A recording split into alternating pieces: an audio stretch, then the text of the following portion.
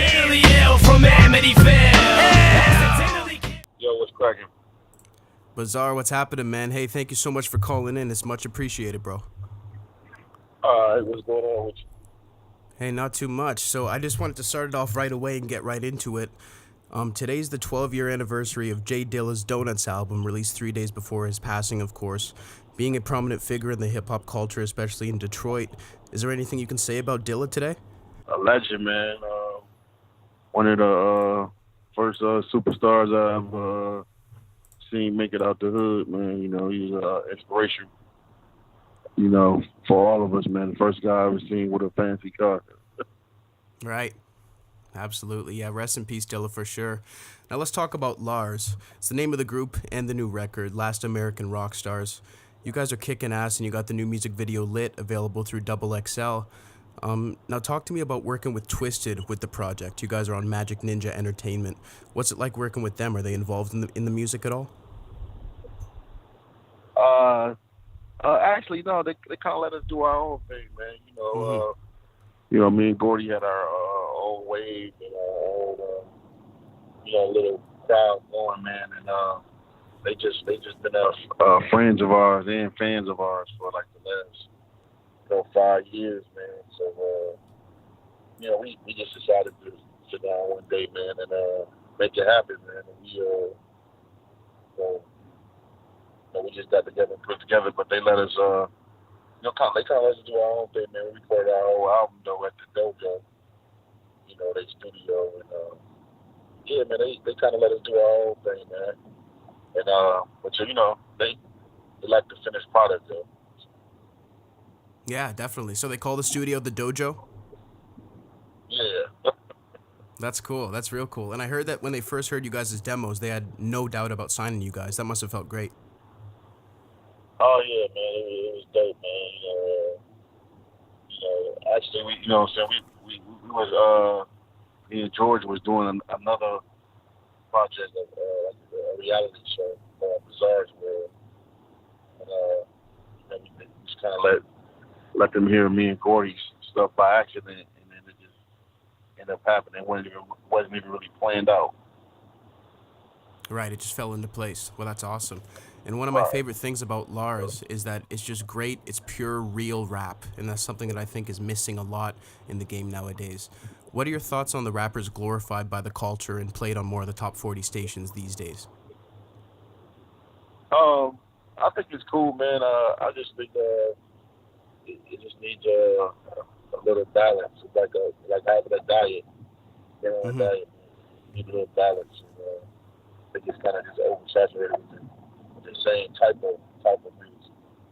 So that's why we call ourselves L.A.R.S, because we are the Black American rock stars. And do you feel that rock is being replaced by hip hop?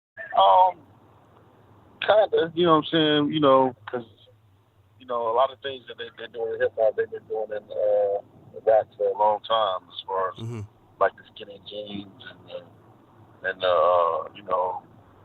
hair, the dye in the hair, all that. They've been doing that in rock for years, man. So everybody acting like it's something new, but I've been seeing that,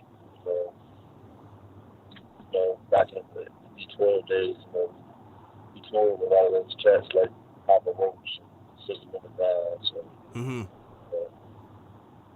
yeah, it is interesting. Everybody can start to catch on. And even back in the D12 days, speaking of D12, something I really loved about that group is that you guys use sound effects often in your music, as Slim Shady did as well. And I found that they use them a lot, mostly in your verses. Now, was that your idea, or did somebody in the studio maybe come up with that and think it would go well with your parts? Actually, I'm kind of addicted to it. Yeah? Yeah, man. Man. I've been doing it my whole career, man. And actually, Gordy, he don't even double his verses at all. He don't use any sound effects unless on choruses. His verses he uses no sound effects, and he doesn't double at all. For me, man, I double like 3 or 4 times. Actually, they even have a template set especially for me at the studio. So, You got that Bizarre special. Yeah, the Bizarre special. You gotta have a That, Bizarre special for me coming to the studio. that's right. We got to come prepared. Now, speaking of studios and all that, Best Buy and other chains have announced that they're going to stop selling CDs, physical CDs. How do you feel about this, and what's your favorite way of consuming music? Oh man, I'm still a CD guy, man. I actually got a CD player in my car, and Yeah. I think my engineer always talked about me. He said, "Man, you're my only client that always asks for a CD, man." So yeah, I definitely would be sad about that, man. Yeah, I think it was a really cool It's, era it's a in novelty music. though, man. It's like it's like a novelty. It's like a gift, man. It's a piece of work you get to the artist. Right, you get some art and the physical copy attached to the music. Yeah, like Perfect. it's Now, all a part of you, man. that's right. Now, is it possible for me to ask you about your statements on Joe Budden on Instagram Live? Um, yeah, I'm done talking about him, man. He's a rap. Sure, no problem. Hey, we want to talk Yeah, about he's Bizarre here. cool, That yeah. totally makes sense. Yeah, man. Too For much sure. fame on him. Right. So let me ask you this. Having been at the actual rap battles at the shelter, as depicted in the movie 8 Mile, how accurate was their depiction of the actual rap battles in the film? Oh, very, very, very good depiction. They're Mm-hmm. almost identical. Well, they did their job on that movie. The director Curtis Hanson, they did a lot of research, and a lot of the actors, they was hanging out with rappers from that era. They actually went to St. Andrews. I know Mackay Pfeiffer hung out with Proof a lot. So I mean, they got it almost down to a T. Yeah, it seems like that movie was great and incredibly realistic. It brought people right into that world. We know you're super busy with Right, L.A.R.S right right. now, and you guys are kicking absolute ass with that. Is there any possibility of a D12 reunion, be it a mixtape, album, or tour? Oh man, you never know what the future might hold, man. You know what I'm saying? But maybe a year or two. But I know Canary and Swift, they're doing a project that my Yeah, brother keep it. But we for the question of L.A.R.S. So we know what the future holds. right. You can never know, right? You'd have to be a fortune teller.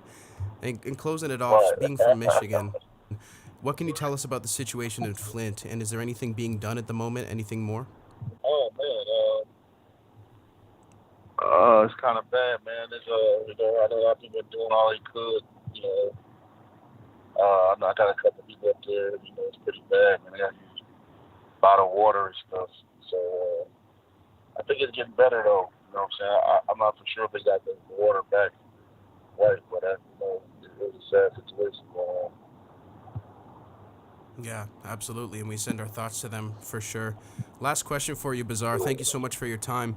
What's your favorite drug to use in the studio and why? Man. uh, Nowadays, I'm a creative guy. Is that right? Yeah, man. That's my favorite one. Beautiful. Hey, Bizarre, thank you so much. We love L.A.R.S and we're going to keep listening.